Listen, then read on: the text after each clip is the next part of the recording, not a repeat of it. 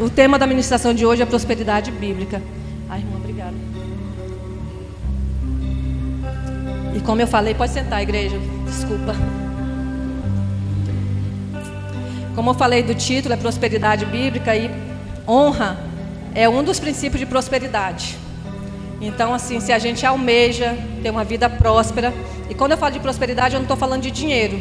Eu estou falando em ir bem em todas as áreas da nossa vida. Corpo, que nós sabemos que nós somos um espírito, temos uma alma e moramos num corpo. Então, prosperidade é ir bem em todas as áreas da nossa vida. E eu fiz questão de colocar a foto dos meus pastores aqui. Tá lá. Porque em 2018 eu cheguei no Verbo da Vida, como eu posso falar, literalmente no fundo do poço. Eu estava numa depressão pós-parto. Eu sou paraense e nós fomos embora em 2011 daqui para Vitória. E nós já éramos crentes, eu, meu marido, eu tenho meu esposo, 3 filhos, 3 netos. E na época só eu, meu esposo e minhas 2 filhas. E nós saímos daqui assim, debaixo de uma promessa. Nós saímos de Barcarena, debaixo de uma promessa de irmos para uma terra que Deus restauraria a nossa família lá. Porque a nossa vida até então era, como fala lá em Mateus 6:46, era casa na areia. Porque financeiramente eu era bem sucedida, mas o meu casamento estava falido. E nós éramos crentes, nós vivíamos na igreja. A gente congregava, a gente dizimava, ofertava, só que não tinha princípios. Nós não cumpríamos princípio. Eu não deixava o meu marido ser cabeça e ele não exercia o sacerdócio dele dentro de casa. Então, assim, por isso que eu falo que prosperidade não é ter dinheiro. Prosperidade é você viver em princípio. E nós chegamos no Verbo da Vida, 2018, depois de 7 anos já lá em Vitória. E assim, cansados de rodar de igreja em igreja, congregação em congregação. Na verdade foram 3 que a gente mudou de cidade. Estava em uma, depois a gente mudou de cidade, foi para outra. E quando nós chegamos no Verbo da Vida, eu fiquei 1 ano 007. Eu fiquei 1 ano de infiltrada. Porque quando eu fui a primeira vez, eu achei tudo muito perfeito. Esse povo certinho, até onde eu sabia eu era pecadora, eu era bichinho de Jacó, eu era uma igreja limitante, né? E chegar na igreja, eu sou justiça de Deus, eu não sou mais pecador. Povo dois é que não é mais pecador. Gente, todo mundo é pecador. E vinha aquelas coisas e eu achava muito perfeito. E eu me filtrei na igreja para descobrir se era tudo aquilo mesmo ou se era só fachada. Porque o meu pastor e a minha mama, eu estou lá há 6 anos, desde 2018. Até hoje, eu nunca vi eles darem um testemunho contrário ao que diz a palavra. Eles são inspiração para mim em tudo, como casal, como pastores, como líder, como família, como pessoas. Eles são exemplo em tudo. Então, assim, é por isso que eu coloquei a foto, tá, gente? Não é puxando o saco, nem trazendo glória para eles, mas é para honrar mesmo a vida deles. Porque às vezes as pessoas acham estranho, né? A gente está honrando a vida de homens, mas é um dos princípios da prosperidade. E eu gostaria da gente abrir lá em João 10:10.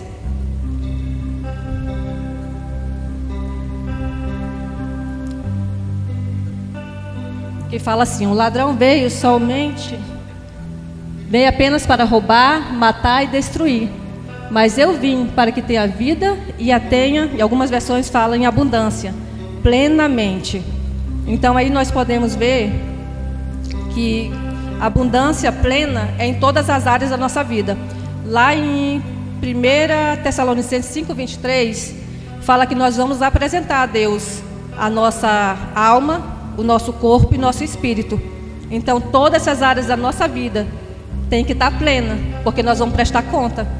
Então nós vamos prestar esse capítulo, 1 Tessalonicenses 5:23, a gente usa muito para pregar sobre saúde no corpo, mas ele serve muito bem para cá também, porque lá em 3 de João 1:1 fala que assim como vai a nossa alma, é que vai a nossa vida financeira, nossos relacionamentos, é que vai a nossa vida dentro de casa. É assim como vai a nossa alma, ou seja, a nossa mente. Então nós temos que renovar nossa mente, assim como fala lá em Romanos 12:2. Nós temos que renovar nossa mente, sentar, fazer uma autoanálise para vermos onde que nós estamos errando, se a gente não está vivendo uma vida próspera. Eu estava Eu cheguei hoje, estava com a Mari para o interior, que é a minha família é do interior, e eu estava fazendo uma análise de 2018. Eu vim aqui no Pará e eu estava assim me gloriando no Senhor. A gente veio assim louvando, exaltando de como que de 6 anos para cá Deus operou na minha vida. Porque em 2018, quando eu vim aqui, a realidade era totalmente diferente. Porque quando em 2011 nós saímos daqui, nós saímos literalmente quebrados, para começar tudo do zero. E assim foi lá no Espírito Santo. Nós começamos tudo do zero. E em 2018 eu vim aqui visitar meus parentes, e numa realidade totalmente diferente do que eu vi hoje. Eu vim com meu filho bebê, eu estava em depressão, foi antes de entrar no Verbo da Vida. E assim, não foi uma boa viagem. Sabe quando você pega van, pau de arara, que você não tem um dinheiro para comer na estrada, passando privação, passando necessidade mesmo, porque eu vim só com a passagem da vinda. Eu fiquei 42 dias aqui até ser providenciada a volta. Não era porque eu queria ficar 42 dias, porque a minha família estava lá, meu marido e minhas filhas, mas é porque eu não tinha condição financeira de voltar. E agora dessa vez a Mari foi comigo para o interior, a gente foi de carro, a gente ficou hospedado em hotel, a gente conseguiu ofertar na vida de pessoas, conseguimos abençoar pessoas, e a gente estava discorrendo sobre isso, sobre a ministração, de que às vezes a gente fala assim que o dinheiro não é importante. Tem gente que fala que o dinheiro não é importante, mas ele é sim. O dinheiro é importante para tudo na nossa vida. É claro que ele nunca deve ser nosso Senhor, ele tem que ser nosso servo. Ele tem que ser nosso servo, e essa mentalidade tem que estar renovada dentro de nós. Para que eu quero dinheiro? Porque Deus conhece o nosso coração, né? Então assim, a gente veio, eu particularmente vim muito grata de ver assim como que Deus mudou a minha sorte. Porque hoje a realidade que eu vivo dentro do meu lar é algo assim que só o Senhor poderia fazer. A paz que existe dentro do meu lar, todos os princípios sendo cumpridos, tudo no seu lugar, no seu devido lugar. É claro que a gente falha, a gente erra, a gente conversa, acerta, alinha, mas os princípios da palavra de Deus sendo vividos, que é a diferença. Ontem à noite eu estava conversando com meu irmão. Eu tenho um irmão que ele é muito estudioso da Bíblia. Tudo ele quer discutir a Bíblia, ele quer saber de tudo da Bíblia. Ele sabe os versículos de cor e salteado. E é a diferença quando a gente faz o rema. Porque a gente não faz o rema para estar discutindo a palavra. A gente faz para aprender quem nós somos em Deus. Para a gente ter consciência de quem eu sou, o que eu tenho, o que eu posso em Deus. E a gente estuda sim a palavra, mas para praticar. Praticar a palavra no dia a dia. Essa é a diferença do rema. Porque é um centro de treinamento bíblico. É lá onde você vai ter o teu caráter alinhado. E como eu estava falando de eu me infiltrar na igreja, eu me infiltrei mesmo, tá, gente? Eu já contei isso para os meus pastores. E eu sou massoterapeuta de formação. Eu tenho uma estética. E eu fiz questão de oferecer meu serviço para eles. E fui para dentro da casa deles para ver como que o pastor tratava a esposa, como que a esposa respondia ao marido. Eu já confessei meu pecado para eles, tá? Eles sabem. E eu fui mesmo para ver como que eles tratavam os filhos, porque eu tive péssima experiência com a liderança anterior. E eu não queria me decepcionar de novo. Eu fiquei 1 ano desengrejada e falei com Deus assim: eu não quero ir para debaixo de uma liderança que eu não honre, que eles não sejam referência para mim. Deus, me apresenta uma igreja que os pastores sejam referência. Eu sei que ninguém é perfeito, mas que eles sejam referência. Que eu queira, que o meu marido queira ser um esposo igual ao meu pastor, que eu queira ser uma esposa igual a esposa do meu pastor. E assim foi. E lá dentro da casa deles eu pude ver o quanto aquele casal ama a Deus e temem ao Senhor. E como que eles não têm a vida deles como preciosa.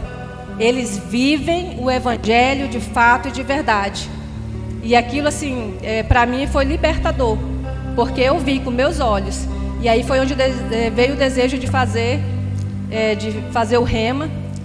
Obrigada, meu amor. E assim, o rema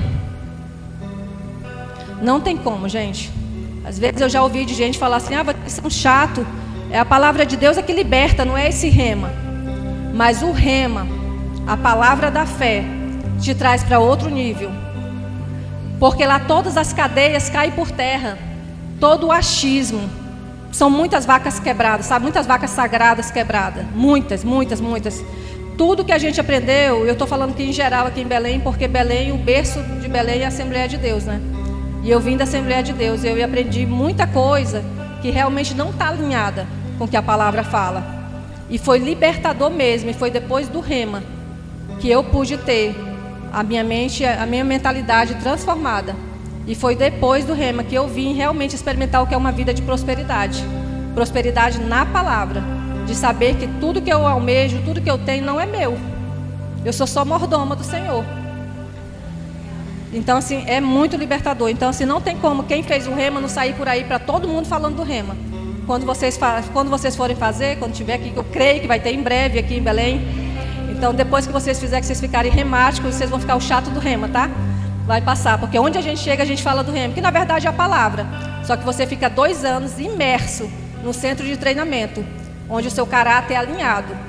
Lá a gente não aprende a falar bonito, a chegar aqui, olá, paz do Senhor, meus irmãos. Eu vim aqui empoderada, cheia do... Não, a gente não aprende isso. A gente aprende da simplicidade do Evangelho, cumprir princípio, principalmente dentro da nossa casa. Lá a gente aprende que o nosso primeiro chamado é para ser santo e irrepreensível. É saber que onde quer que a gente esteja, a gente tem que dar bom testemunho que nós estamos sendo vigiados. É saber que eu, na fila do supermercado, tem alguém para eu abençoar. É eu saber, eu estar sensível e visitar alguém e estar atento à necessidade daquele alguém. Seja física, seja psicológica, seja financeira. É eu estar sensível ao Espírito Santo para ser bênção, para prosperar em qualquer lugar. Então é isso que a gente aprende no rema. Tintim por tintim. Lá a gente se desfaz de tudo que a gente achava que sabia. E assim, é transformador, é libertador. E prosperidade bíblica inclui saúde, paz, alegria, boas relações, provisão financeira também. Porque nós somos o resplendor da glória de Deus. E se nós afirmamos que nós somos o resplendor da glória de Deus, existem evidências de quem é o resplendor. E aí eu faço a pergunta: existe resplendor, existe glória na miséria? Passando aperto? Pedindo desconto onde vai? Crente miserento, que não valoriza o serviço do outro, que não valoriza a vida do outro. Existe resplendor da glória de Deus nisso? Das pessoas olharem para a gente e não querer ser como a gente? Porque o resplendor da glória de Deus é as pessoas olharem para a gente e falar assim: eu quero ir lá naquela igreja. O falar do irmão mudou, o andar do irmão mudou, o comportamento do irmão mudou, os frutos na vida daquele irmão, daquela irmã está diferente. Existe algo diferente naquele lugar, existe uma unção diferente. Então isso é ser o resplendor da glória de Deus. Porque na miséria, na falta de amor, na falta de perdão, na falta de honra, não existe resplendor da glória de Deus. Pelo contrário, é vergonha. Quando nós não cumprimos princípios, nós envergonhamos o Evangelho. Porque todo mundo, pelo menos eu acho que todo mundo no nosso trabalho, ou por onde a gente anda, na vizinhança, sabe que a gente é crente. E se eu não ando em amor, se eu não ando em perdão, se eu não ando em misericórdia, se eu não ando em honestidade, em fidelidade, eu não estou resplandecendo a glória de Deus. Pelo contrário, eu estou envergonhando e vou pagar um alto preço. Porque quando a gente quebra qualquer princípio, lá na frente ele quebra a gente. Porque é a lei da semeadura. A lei da semeadura não falha.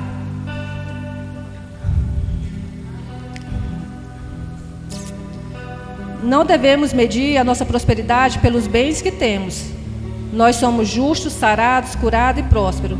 Muita gente, quando vê a palavra prosperidade, acha que a gente está falando só de dinheiro. E não é. A gente está falando de prosperidade em todas as áreas, em tudo. E não se trata de ter dinheiro, porque eu conheço gente que tem muito dinheiro e vive uma vida desgraçada. Como eu falei, eu sou massoterapeuta e eu atendo o grupo AA da minha cidade. Então, assim, toda aquela mulherada, tudo moribunda. Elas são tão pobres que a única coisa que elas têm é milhões. Mas é uma pobreza, uma escassez É uma falta de paz que dá dó. Eu consigo sentir a frustração e o sofrimento de cada uma delas. Porque a maioria faz até, não teme ao Senhor, mas faz aquele café com Deus, faz o devocional na internet, fazem isso, faz aquilo, mas se o cachorro torceu uma pata, acabou o mundo deles. Acabou a paz deles. Porque eles não são prósperos como nós somos, de ter a paz que excede todo entendimento. Eles não têm o que nós temos, porque nós temos o Rei dos Reis dentro de nós, o Espírito Santo dentro de nós. Então somos nós que somos portadores da maior herança, da maior riqueza que existe no universo. Quando Jesus foi aos céus, Ele não nos deixou só, Ele deixou o Espírito Santo dele conosco. E não tem riqueza maior do que isso. E é por isso que eu creio que a igreja do Senhor tem que se levantar, a igreja do Senhor tem que renovar a mente para ter uma mentalidade próspera. E quando eu estou falando agora de prosperidade, eu estou falando de dinheiro mesmo. Porque nós temos que ser mantenedores do reino. Como que eu faço missões? Primeiro eu faço missões ou eu indo. Tem algum missionário aqui? Então eles vieram. Ou eu faço missões indo, ofertando na vida deles. Na verdade o pastor deles enviou, eles vieram, e a outra parte é mantendo. Então se você não enviou ninguém, nenhum missionário para nenhum lugar, você não foi, o seu dever é manter. E aí eu pergunto, vocês estão mantendo algum missionário no campo? Porque o Verbo da Vida é cheio de missionários pelo mundo inteiro, e eles são mantidos pela gente. E ao contrário de outras congregações, a gente não quer que nossos missionários passem privações, passem fome, necessidade. Pelo contrário, eles têm que comer o melhor dessa terra, porque eles estão levando a palavra de Deus. Quando os Estados Unidos mandam alguém para o consulado, algum cônsul para cá, eles não mandam para passar necessidade. Eles não mandam de qualquer jeito. E por que a igreja, quando envia um missionário, tem que enviar de qualquer jeito? Ah, não, eles têm que passar necessidade mesmo para aprender a amar Deus de verdade. Esse Deus que você pensa está muito errado. Porque o meu Deus, Ele é o Pai das luzes. Ele é o justo, Ele é o amor verdadeiro. Dele só vem coisa boa. Não tem como Deus mandar alguém para sofrer, para aprender. Esse não é o meu Deus. Ele não dá cacetada na cabeça de ninguém, deixa passar fome e necessidade para provar. Aí você pode dizer, mas o amor ao dinheiro é a raiz de todos os males. Realmente, o amor ao dinheiro. Então se você ama o dinheiro, você não ama Deus. Não tem lugar para Deus quando a gente ama o dinheiro. Porque ou a gente ama Deus ou ama Mamon. Então se eu amo o dinheiro, não tem como eu dizer que eu sou servo de Deus. Porque na hora que eu precisar manter alguém, na hora que Deus falar assim, dê o seu carro, na hora que Deus falar assim, dê sua casa, você não vai dar. Porque você ama o dinheiro, o seu Deus é o dinheiro. Então ou eu amo a Deus ou eu amo as riquezas. Mas a riqueza é para nós. Só que como eu falei antes, para estar debaixo dos nossos pés. Para toda e qualquer necessidade do meu irmão. Bens materiais não dizem respeito a mim. Não é para mim, é para o próximo. Não é para eu comprar o milésimo par de sapato. Não é para eu estar luxando. Isso é consequência de uma construção de uma vida próspera. Lá na frente pode até chegar, mas nunca vai chegar do jeito certo se o amor estiver no dinheiro. Ou se no pouco eu não for fiel. Se no pouco eu não quiser ou achar muito eu ofertar na vida do irmão. Ou eu ter uma reserva e dizer assim, eu vou comprar um ar-condicionado para essa igreja. Porque você acha que é quem vai cair do céu? Não vai cair do céu. Quem vai manter essa obra aqui? Quem vai comprar os ar-condicionados para essa igreja? Quem vai ajudar no piso? E gente, e assim, Deus é o que dá semente, é o que semeia. Então se a gente não tem a prática de semear, a semente não vai vir. A nossa vida financeira, se a gente não semeia, vai continuar na mesma coisa. Não vai mudar. Não vai mudar, porque Deus só dá semente ao que semeia. E assim é algo tão sobrenatural, porque o meu marido ele é todo organizadinho, ele tem planilha para tudo. E todo final do ano, e quando ele vai fazer o imposto de renda, Ele faz todos os cálculos dele, aí ele me chama, todo espantado, e fala assim: amor, não tem lógica, a conta não bate, a conta não bate. Eu ofertei 1000 vezes mais do que eu ganhei. Como? Deus dá semente ao que semeia. A conta não fecha. Porque se você lança uma semente, ela vai voltar. Você lança de novo, ela vai vir com filhos. Semente tem o poder de multiplicar, ela dá filhos, filhos. Então, se você retém a semente, até o que você tem será tomado, porque ela não vai frutificar, ela não vai dar filhos. Então, assim, nós devemos ter esse desejo no coração de lançar sementes. Quando for lançado qualquer desafio na igreja, ser o primeiro a levantar, o primeiro a dizer: uau, que oportunidade de prosperar, porque não existe outra oportunidade de prosperar a não ser dar. Como foi lindamente cantado aqui, Deus deu o seu único filho, tudo que Ele mais tem de precioso, para que nós possamos ter vida e vida em abundância. E eu às vezes vou querer ter a minha vida por preciosa e não ser patrocinadora de uma obra de Deus. Ou quando eu canto assim: Jesus volta, tá, vai voltar, e você vai levar quem? Você está preocupada só com a sua alma? Só com a sua vida? Isso é hipocrisia. Porque se estamos preocupados só com o nosso umbigo, só com a gente voltar para o céu, e o meu irmão? Será se eu evangelizei ele? Será se eu vi a necessidade dele de fome, de nudez? Se eu fui porta-voz do Senhor para aquela viúva, para aquele necessitado, que muitas das vezes precisa chegar lá não só com a palavra, mas com o alimento. E se muitas das vezes eu não tenho nem para mim, como que eu vou dar para o outro? Então, quando eu tenho uma mentalidade escassa, eu estou sendo egoísta, eu estou sendo hipócrita. Porque se eu não desejo nem para mim, como que eu vou desejar para o outro? Se eu não desejo o melhor dessa terra para mim, como que eu vou desejar para o meu irmão? Porque o tanto quanto eu desejo para mim, eu tenho que desejar para o meu irmão. E aqui, gente, assim, eu não tenho intimidade com a Fabiana, de estar conversando com ela, de estar trocando. A gente mal se fala, né, Fabi? A gente se viu lá em Campina Grande. E assim, esse algo mesmo, esse de honrar a vida dos pastores, eu sempre falo onde eu vou. E eu fiquei muito feliz de estar lá em Tailândia conversando com a prima minha. E ela, assim, ela honra a vida do pastor dela, ela fala do pastor. E aí eu perguntei: quantas vezes você ofertou já para ele, na vida dele? Não, tipo assim, honrar com palavras é 1% de honra. Porque honra verdadeira, amor verdadeiro se materializa. O amor de verdade, muitas das vezes, não é só com palavras nem com ações de serviço, mas com materialização. Porque quando a gente está apaixonado por alguém, a gente não quer dar alguma coisa para a pessoa ver que a gente está apaixonado. Então, na obra de Deus é a mesma coisa. Porque quem vai usufruir disso aqui é vocês. Então, assim, eu quero colocar na mente de vocês, incutir na mentalidade de vocês, que vocês desejem ser participante de toda a boa obra do Senhor.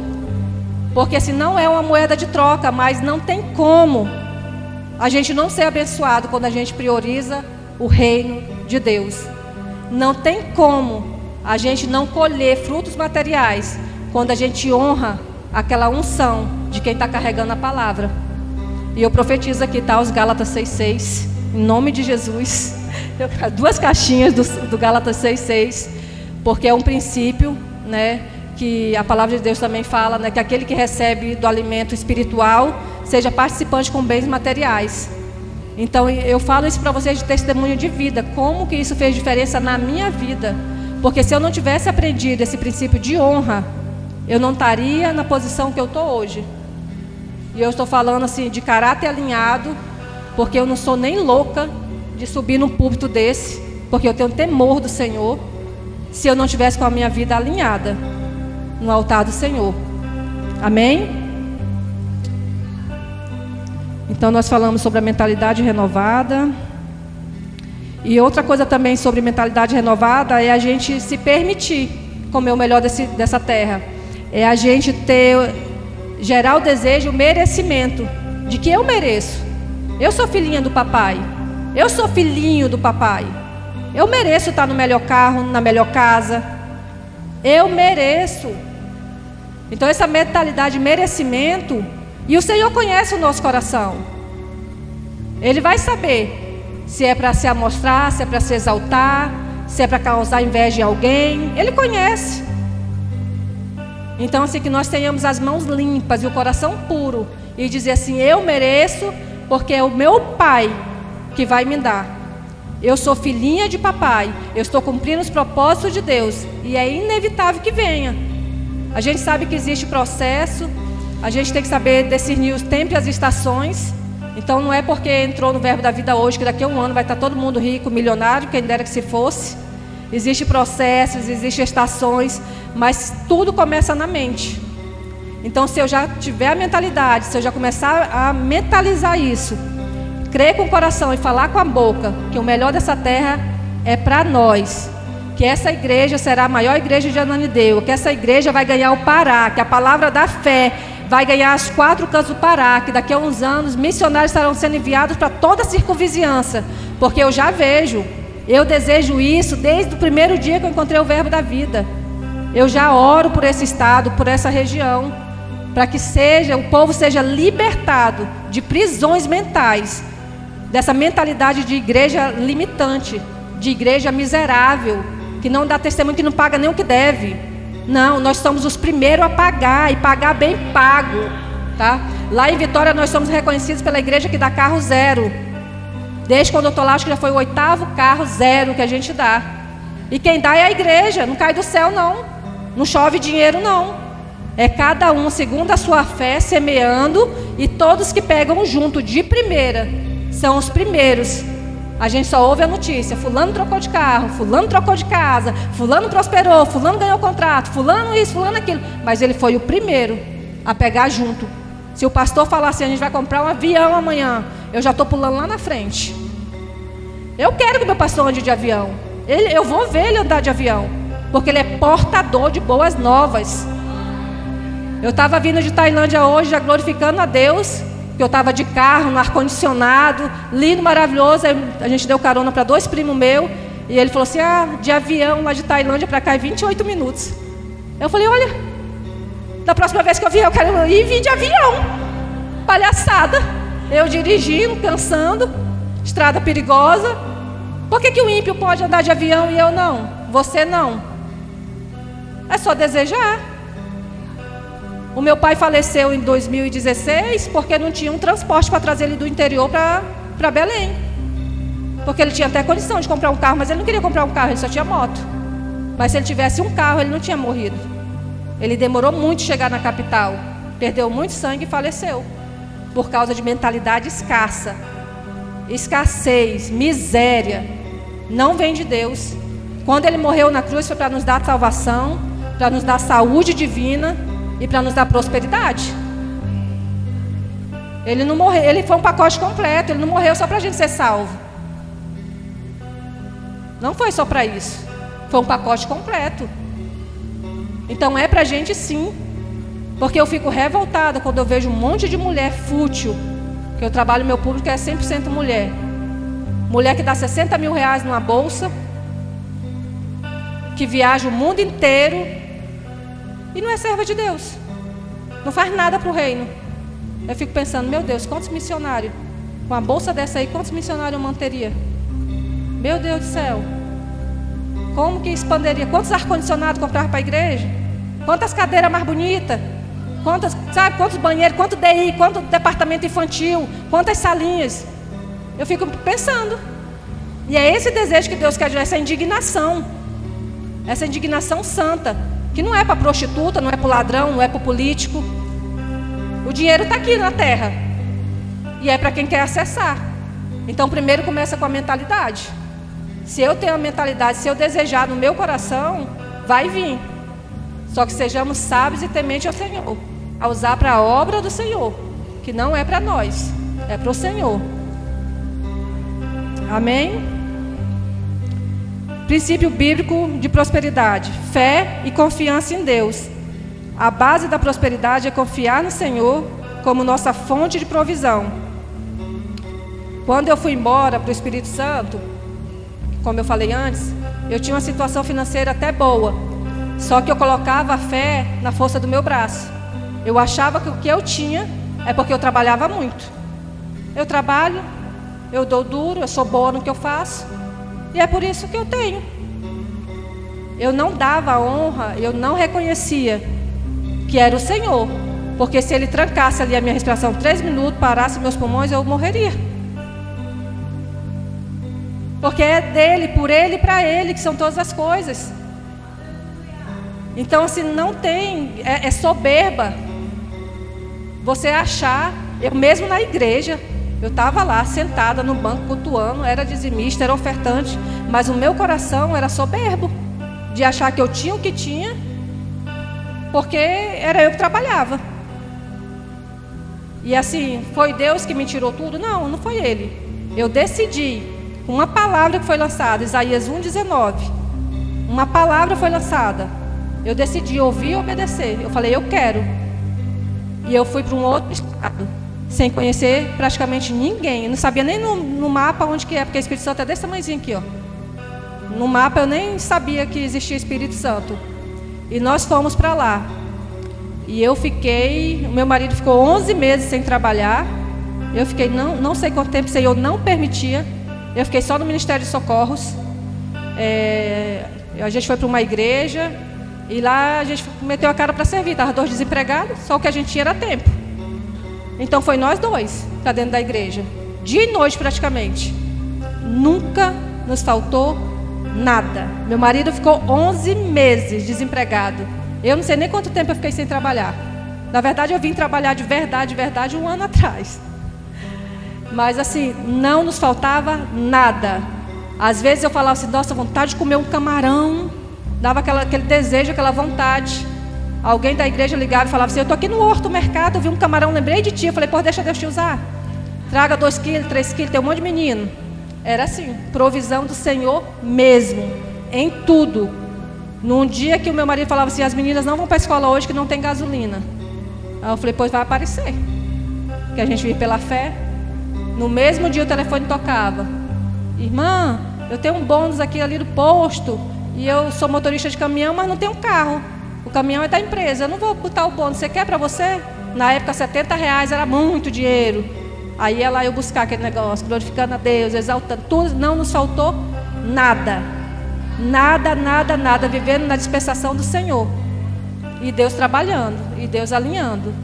E o coração sempre alicerçado no Senhor. Só que como eu falei antes, a diferença de estar no verbo da vida, como é que eu posso explicar para vocês? Estou falando do verbo da vida Vitória, e eu sei que aqui também, porque eu conheço a mãe espiritual da Fabi, conheço um pouco eles, e eu sei que só por estar no Ministério Verbo da Vida, tem que ser muito sério, tem que amar muito a Deus, porque o processo é longo, né, Fabi? O processo é longo. Para você ser licenciado no Ministério Verbo da Vida, a gente tem que ter um FBI, né? Eles vasculham a tua vida toda. Se você tiver com o nome no SPC e no Serasa, já era, filha. Você não está apta a nem pegar no microfone desse. Porque eles vasculham a sua vida em toda. Porque, em primeiro lugar, como eu falei antes, nosso primeiro chamado é para ser santo e irrepreensível. Então, é inadmissível um servo do Senhor dar um mau testemunho e estar lá na frente. Pelo menos para o verbo da vida, a gente tem uma posição doutrinária, uma firmeza doutrinária muito séria. Existem pessoas que fogem da regra? Existem exceções, mas na grande maioria. Quando eu venho de outras denominações, que na verdade o ser totalmente correto é que é a exceção. No verbo da vida não, tem que ser. Ou você entra no verbo da vida e muda, ou você muda. Vai-te embora que não te cabe. Porque ou você quer, todo mundo pega junto na mão, ensina o caminho e faz, ou não atrapalha quem quer não. Pelo menos essa é a linguagem do meu pastor. Porque ele é general e ele é faca na caveira. Acabou com mijar fora do pinico 2 vezes com ele, na terceira vez já está no gabinete e a Tramontina está comendo.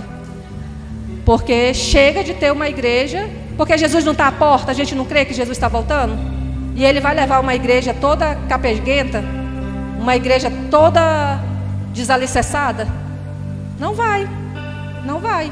Então, assim, eu glorifico muito a Deus por esse ministério, por essa firmeza doutrinária, que trata, assim, o nosso caráter como prioridade, da gente ter uma vida realmente santa, para que nós possamos ser a expressão exata da glória de Deus. em tudo, no espírito, na alma e no corpo, em todas as 3 esferas, porque nós somos espírito, temos uma alma e morando no corpo, e todos os dias a gente tem que perguntar, como é que está o nosso corpo físico? Está glorificando a Deus? Porque se eu morrer antes do tempo, se Deus me fez para viver 70 e eu viver só 50 porque eu tomei Coca-Cola, comi coxinha e acabei com a minha vida, não malhei e morri antes do tempo, os 20 anos que eu deixei de pregar o Evangelho vai me ser cobrado? Eu vou deixar de ter galardão? Não é que eu vou perder a salvação, mas eu não quero ir para o céu só com a salvação, eu quero ir com galardão, porque vai ser cobrado. As vidas que era para eu ter alcançado, os lugares que era para eu ter ido levar a palavra, vai me ser cobrado.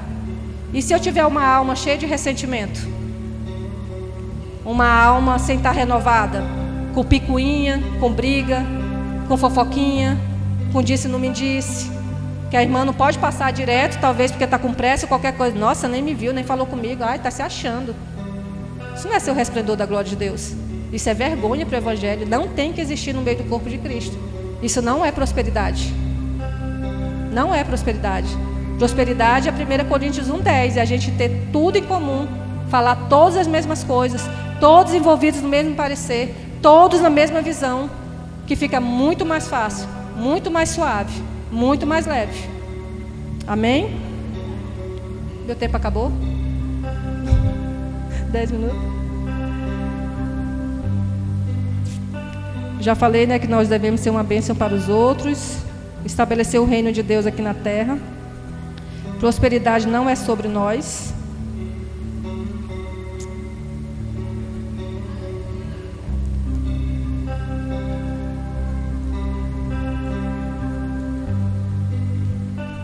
Nós podemos ver lá no Velho Testamento, gente, é muito rascunho aqui. Todos os grandes homens de Deus no Velho Testamento, que fala, né, de Abraão, Davi, os profetas, todos eles eram ricos. Vocês sabiam que eles eram ricos? Tinham muitas terras, muitos gados, muitos bois. E por que Deus deixou isso registrado, será? Aí será se nós numa aliança superior, com superiores promessas, a gente vai achar que não é pra gente ter posse, ter servos. É pra gente sim. Só que nós temos que desejar isso. Desejar. Eu nem sou daqui já estou desejando comprar 2 centrais de ar enormes para esse lugar. Porque é prosperidade, irmão, ficar no geladinho, tem que trazer casaco para a igreja. Ô, coisa boa. Você não dorme, não. Não dorme porque não cansa. Porque o calor deixa a gente fadigado, né? Cansado, chega. Então eu nem sou daqui, já estou desejando comprar 2 central grandona de ar daqui. Imagine você que é filho daqui, né? Então assim, nós temos que desejar mesmo, porque é bíblico ser próspero, é bíblico ter dinheiro. Só para deixar a informação, na Bíblia, deixa eu ver aqui, só uma curiosidade bíblica, né?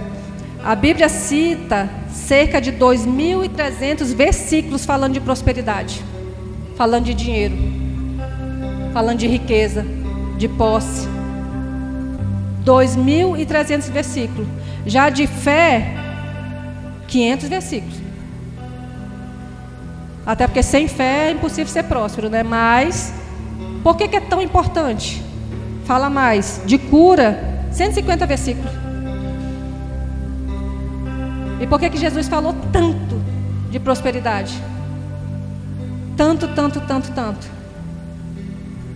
E novamente eu friso na mesma coisa. Não é ter milhões guardados no banco. Até porque quem é próspero de verdade nem tem dinheiro guardado. Porque tudo que ele tem vira semente. A gente não tem na hora, mas você dispõe na sua mente que quer fazer aquilo, chega. E é uma paz que o mundo não tem. É uma certeza que o mundo não tem. Porque a segurança do mundo está no quanto ele tem guardado no banco. A segurança do mundo está no quanto ele tem investido. Em dólar, em criptomoeda, em bolsa de valores, em tudo. A segurança dele está nisso. Se oscilar um pouquinho, eles faltam morrer. Toma tarja preta, se joga da alça viária. Porque a segurança dele está nisso. E o cristão não. Nosso coração é diferente. A nossa mente é diferente. Porque a gente até pode não ter hoje, mas se a gente colocar no coração, confessar com a boca, crer com o coração, que daqui a tantos meses vai ser assim assado, a gente vai comer do fruto na nossa boca. Vai vir. Pode não ter agora, mas se a gente lançar a palavra, Deus conhece o coração, a provisão vem. Porque Ele é justo. Ele se compraz na nossa prosperidade. Vê para mim Provérbios 10, 22, por favor. Vê se é esse versículo. Deixa eu ver se eu tenho aqui.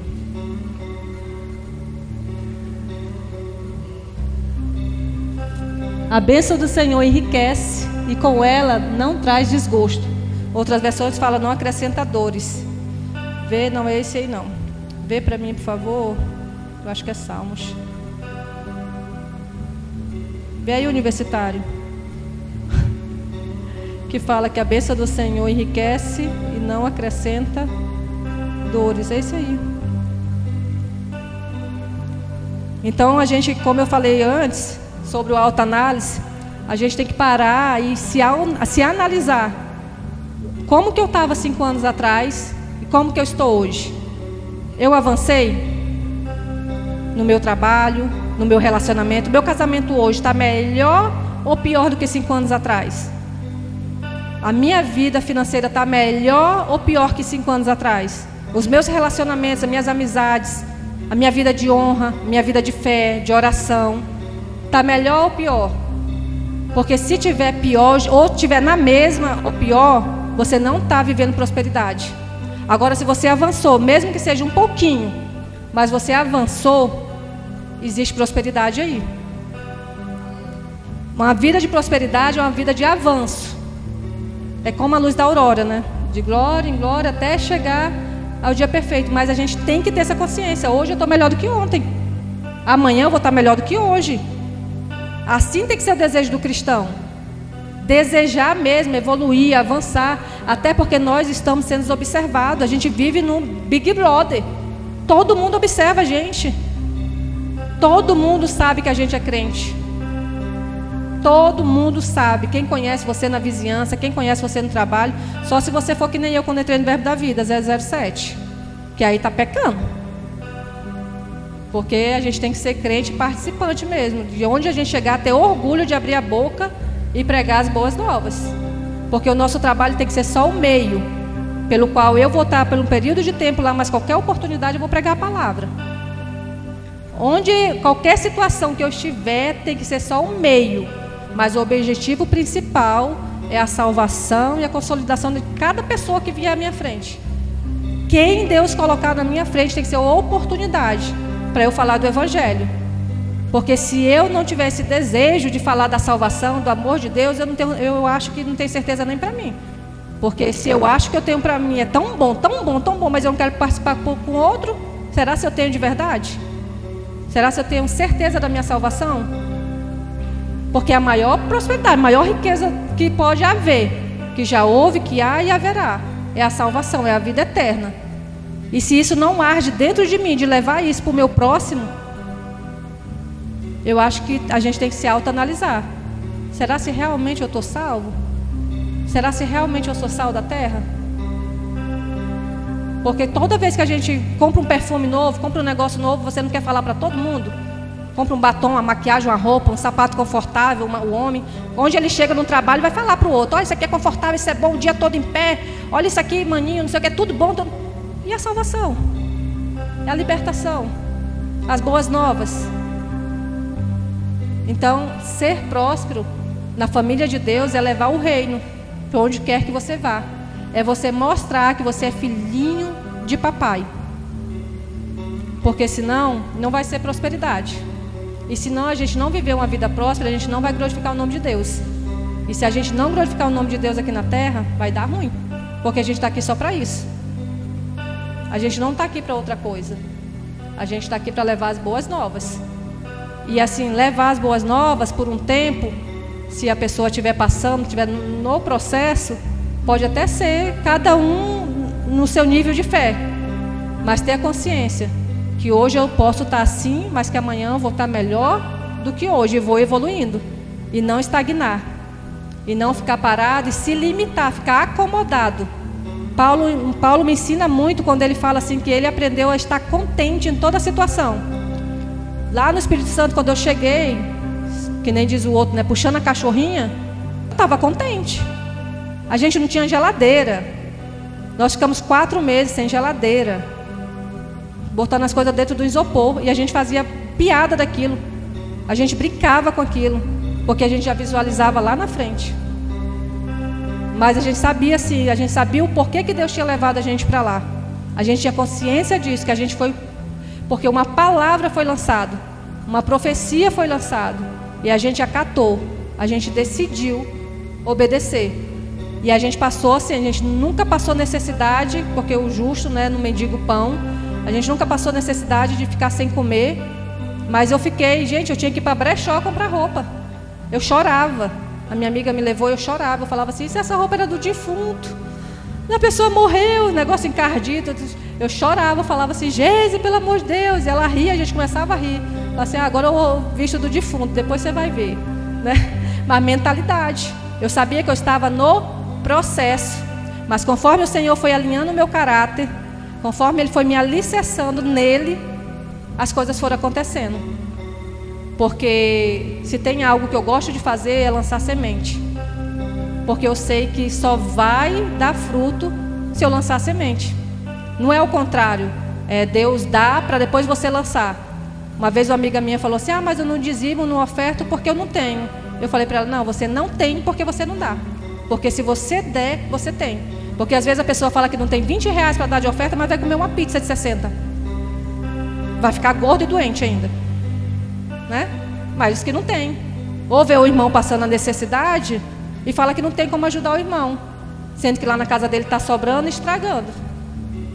Então não sejamos hipócritas, não sejamos meninos e não façamos vista grossa o corpo de Cristo. Todos nós temos que ter tudo em comum. A necessidade de um tem que ser a necessidade do outro. É rir com os que se alegram, mas também chorar com os que choram. Porque se a gente for braço daqueles que estão passando pelo processo agora, mas vão chegar lá na frente, cada um ajudar o outro vai ser mais rápido.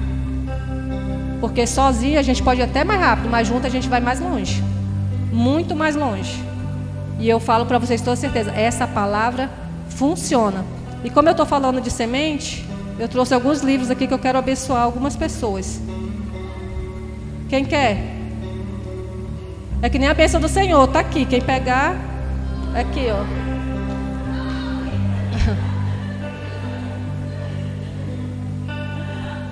Tem mais, gente. Ninguém quer não, ó. Eu vou levar de volta. Tá. Magricelo desse jeito é para tu estar aqui muito mais rápido. Então, gente, eu acho que é isso. Vocês receberam alguma coisa? Receberam? Oi? Bem? Escolhe.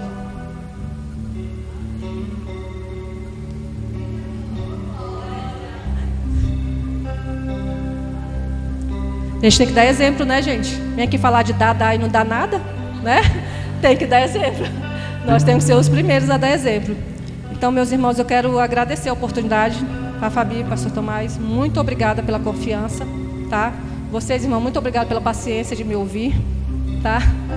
E que nós sejamos praticantes dessa palavra, que nós de fato tenhamos esse desejo mesmo de ouvir, obedecer, ler a palavra e praticar a palavra, não só vir para os cultos de quinta, de domingo e sair daqui e nada acontecer, colocar tudo em prática, que funciona. Só que funciona se eu praticar. Se eu sentar aí nessa cadeira, ouvir, e na segunda-feira a minha vida continuar a mesma coisa, eu não renovar minha mente para poder ter atitudes diferentes, nada diferente vai acontecer. Daqui a 15 anos vai continuar sendo o mesmo crente, no mesmo bairro, do mesmo jeito, nada de novo acontecendo. Só acontece o novo quando a gente renova a mente. Novas atitudes, novos hábitos, novos acontecimentos. Só vai vir algo novo quando eu estiver disposto a colher algo novo, a plantar algo novo para colher algo novo. Então é isso. Sejam abençoados com a prática da palavra.